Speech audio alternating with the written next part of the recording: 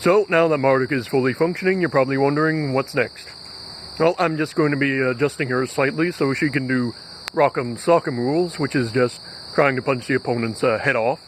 And to do that, I just have to adjust the arms a bit so they're a little higher. They can be raised a little higher with the linear actuators so she can actually punch someone's head off. And I also might be adjusting where the head goes, or is mounted. That way, it can actually, be punched off. And I'll be starting that next week, next Tuesday. So I'm going to be taking a little break from the giant robot, maybe building up a video buffer. So a bit more of a consistent schedule with maybe some more edited, proper YouTube videos that you can enjoy. So, if you enjoy my content, be sure to like and subscribe, and I will see you next time.